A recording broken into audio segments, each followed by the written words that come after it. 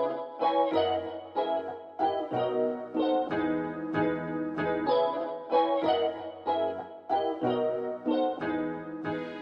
guys, it's appleminte. Welcome back again to my channel. I'm gonna keep this video's intro short just because there's a lot to cover. So as the title says, for today's video, I'm going to be doing a mystery box unboxing. It is the April Scrawler box. I've stayed away from a lot of the things online about it, so I'm excited to open it, see what's inside, and see what we can create. So let's just get right into it. So here is the Scrawler box for the month of April. Let's just see what's inside this box because I'm really excited to know.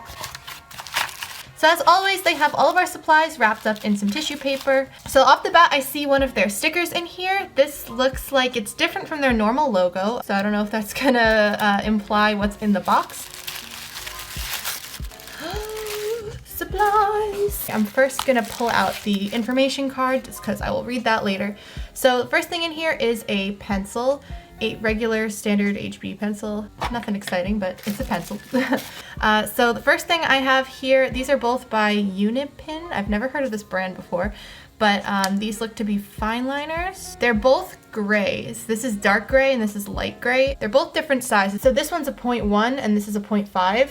Personally, I like 0.3 the best because I think that's the best size in my opinion. It's not too thick, not too thin, so it gets some good details. But both of these are still fine. So these are, what are these? Ecoline brush pens. So why don't we just open these up and take a look at them. You know what these feel like? These totally feel like those Crayola markers. So it looks like these are brush tip markers, which I love brush tips. However, I don't know if this is a alcohol-based or water-based marker. Okay, so it says that these have watercolor ink. So that would mean that these are water-based. So I'm excited to try these out. It came with 5 colors, which I love pastel colors, so I'm pretty excited to test out all of these. And then the last thing in this box is a Faber-Castell kneaded eraser. So these are pretty great. I have one that I use all the time. It's pretty dirty, so I'm happy to get a new one, a fresh, clean one. These are great for erasing things because they don't leave behind the little eraser shavings. And then they've also included 2 pieces of paper in here, which feel pretty thick. So I'm assuming I can use these brush pens on here and it won't bleed through the paper. So let's start off by testing out a few of these art supplies. I mean, this is just a pencil, so I'm just gonna kinda. Okay, so this is the light gray fine liner pen that is the size 0.5. And this is the 0.1 pen, and this is the dark gray. So both of them are similar in color, but this is clearly lighter. I mean, I don't know how well that's showing up on camera, but it is lighter in person. So now for the main event, the thing that I was really excited to test out. So I'm gonna try out the pink one by itself first, and then I guess I'll do all of them by themselves, and then next to it, I'll add the water version of it. I really love these colors that they've included. Pastels are some of my favorite types of colors, so I really appreciate that this is an all pastel box. It's also very, very spring-like. And then last is the light gray. So, I mean, when I do this though, I can tell if I color too much, this is definitely going to start eating up the paper because it's already doing that a little bit. So these pens might work best with watercolor paper, but let's just see how they perform on this one. Now I'm gonna take one of my brushes and I'm just gonna add some water.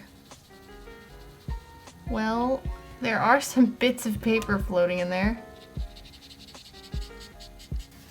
This might just not be the right paper. I mean, it's not going through the paper, but it is eating the paper a little bit. Maybe we should try this out on watercolor paper. So I have this little watercolor notebook here. Yeah, that's just what I expected. It's definitely not doing the same thing. Okay, but I guess when you add water, it does kind of work. So when it comes to brush pens of any kind that are water-based and turn into watercolor, I've only tested out the Arteza version. All right, so here's an Arteza brush pen, and I'm just gonna show you what I mean by the difference that I'm used to.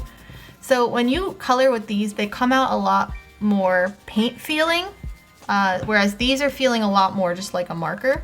See, it becomes more paint-like. So that's kind of the difference I'm feeling right now. And this is more the effect that I was expecting from these pens. I think this should be all right. I think I'll be able to work these into my artwork and work with them.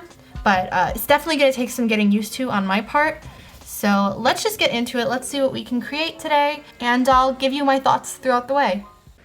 So real quick, I'm going to start off by doing a quick thumbnail sketch to plan out my drawing in Procreate. Since it's still May, I'm going to be doing a mermaid themed drawing. And for this one, I had the idea to put her in a little mason jar, kind of like a little drink. And she's just kind of floating around, hanging out in there. And yeah, I thought that would be a cute idea, maybe some kind of pink lemonade or something. Something that I could incorporate the colors that were given to me with. So here I am sketching it out onto the paper that was given to me in the box. They provided 2 pieces, and as you saw before, the first piece I used for doing some of the testing of the materials. Now, I know some of the materials didn't work too great on this paper, but as much as I wanted to use watercolor paper for these brushes, since this paper did come in the box, I really did want to give it a fair chance. I figured that if they're providing it here, there must be a reason for that. And in the past Scrawler box that I received, the paper there was a lot thinner, but that box came with regular alcohol-based markers. So my guess is they want you to use the paper that they provide, and so that's why I went along with this one. So there are some pros and cons to these markers.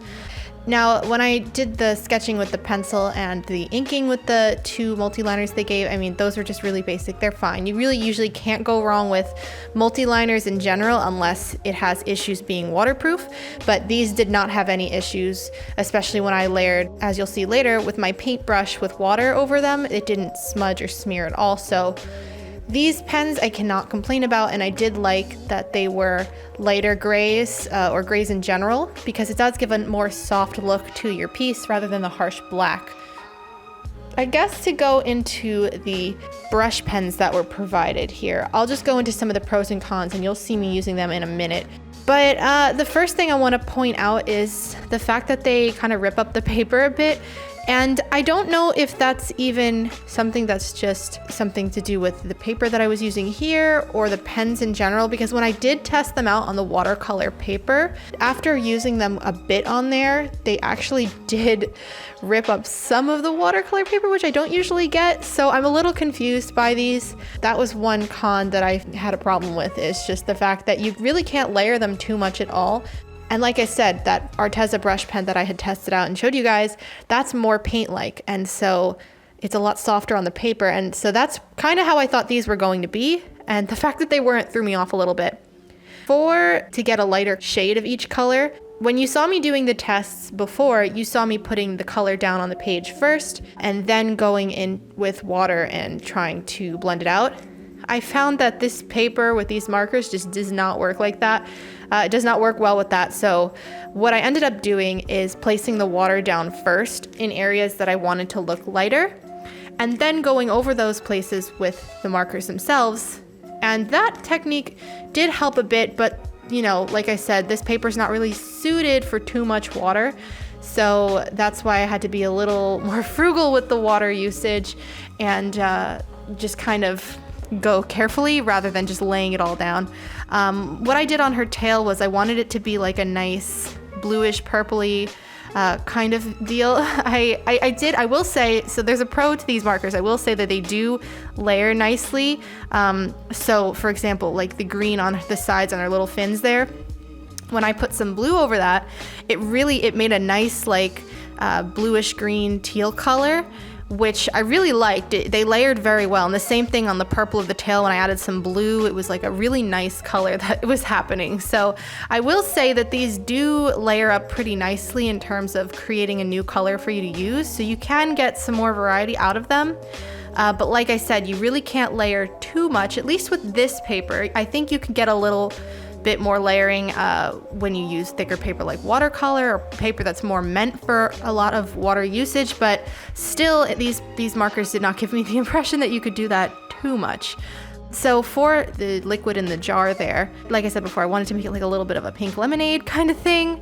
Normally I would have drawn a lemon in there, but I only had green, so It's a lime. It's lemonade with a lime. I don't know. Maybe it tastes good.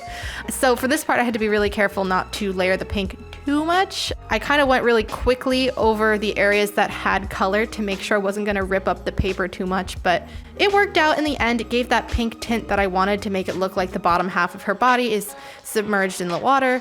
So yeah, that was my experience using the brushes in this box. Overall, I think that it was a cute box. I think the idea of having a pastel theme box is great in general. I really love pastel colors. And so I had a lot of fun creating this piece of art, even if the materials that I was given were a little iffy at times. Overall, I think it was fun to use them, and you know, you can make the judgment for yourself whether you would like to use these or not. So now on to my final thoughts. So guys, that is my finished piece of artwork that I was able to create using this month's box, or I should say last month's box. I received it this month. It's actually April's box, but whatever. Yeah, that is my mermaid for MERMAY. I hope you guys enjoyed what I created. I'm actually pretty happy with it, despite some of the issues I ran into with the actual markers themselves. I still like the way it came out. I was able to work with it, but definitely next time I use these markers, I will have to use watercolor paper. So if you guys enjoyed what I created today, let me know in the comments below. Let me know if you've ever tried a scrawler box. I'm not sponsored by them.